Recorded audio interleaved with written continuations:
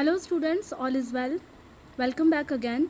In this session, we will continue the remaining part of the chapter number 3, Our Changing Earth. Let's start.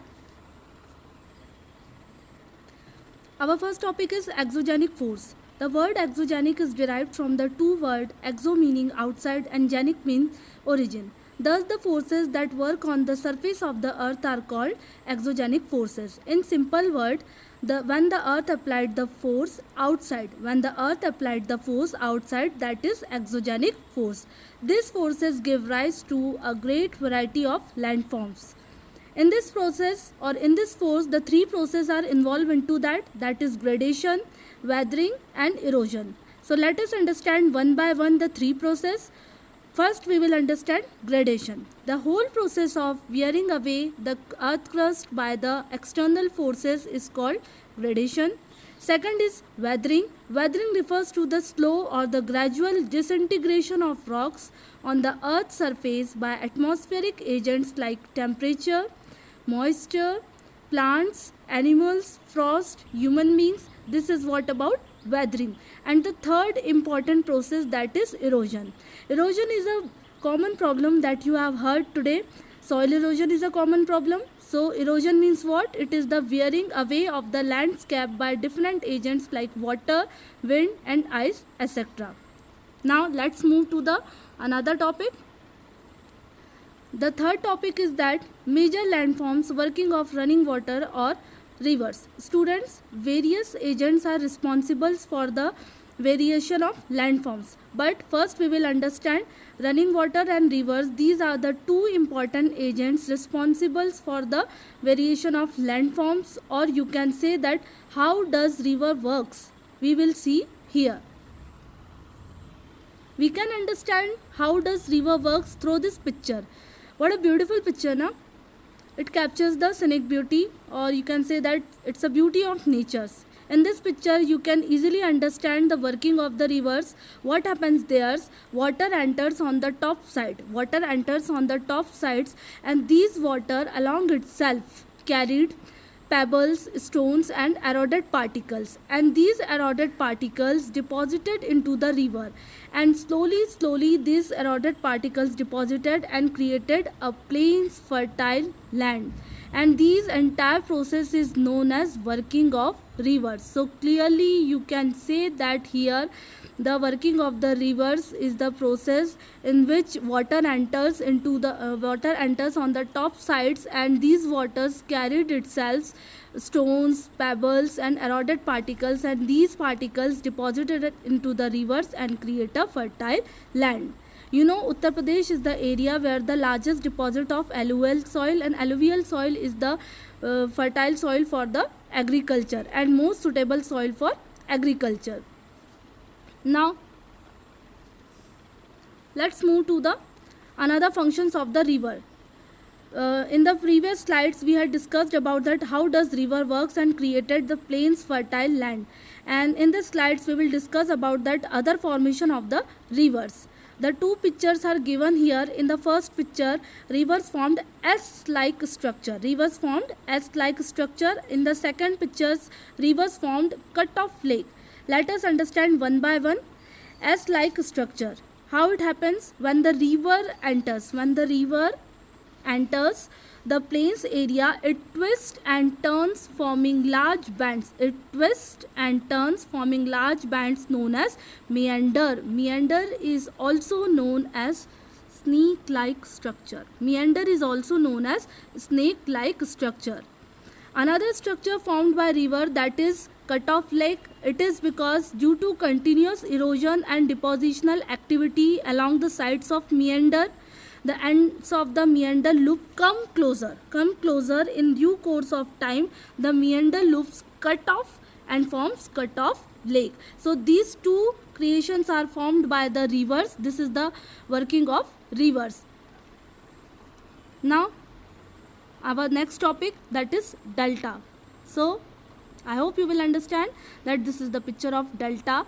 You know students, the world's largest delta is Sundarban Delta, and it is formed because of the river Ganga, and Brahmaputra is responsible for the formation of this Sundarban Delta. So first let me explain what is delta. What is delta? An area of flat land. An area of flat land shaped like a triangle which divides river into smaller river, and it goes into the sea, that is known as delta. Again I am repeating here, an area of flat land shaped like triangle where the rivers divide as it goes into the, where the river divides into the smaller river and goes into the sea, that is what about delta. And the world largest delta is Sundarban delta. Another important agents which is responsible for the different types of landforms on the earth. Again, two pictures are given here. In the first picture you can easily appear that the working of sea, and in the second pictures arc shape is formed by the sea. How it happens, let's see. Now, sea waves. When sea waves continuously strike at the rocks, sea waves continuously strike on the rocks, cracks develop, and over time they become cover, and over time they become cave.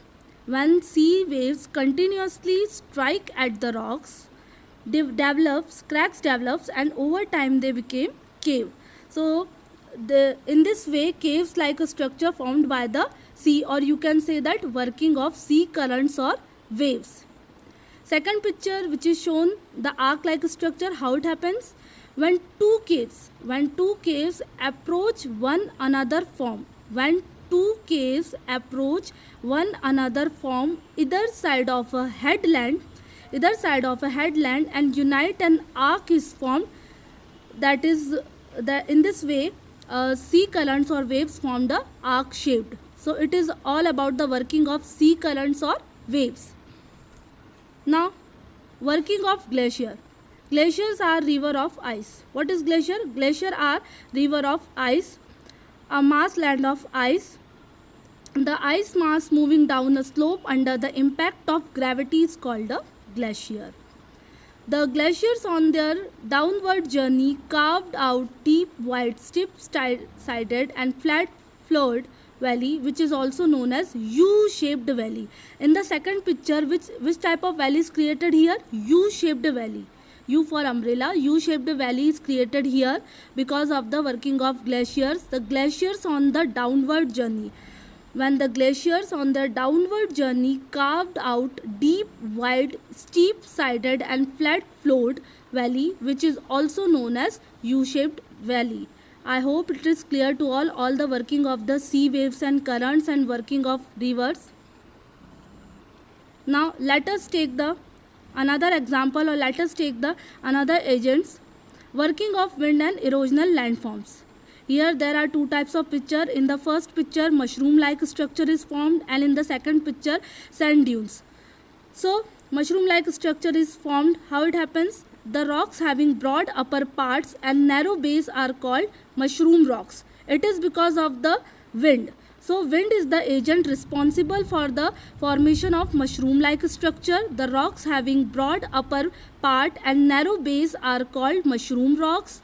And second is that sand dunes. These are the hills of sand. And shaped by the movements of winds. Dunes are formed when wind deposits sand in the form of a low hill. So these two structures are formed because of the agent called wind. That's why it is completely known as working of wind and erosional landforms. I hope it is clear to all. There are three types of agents that we have discussed here.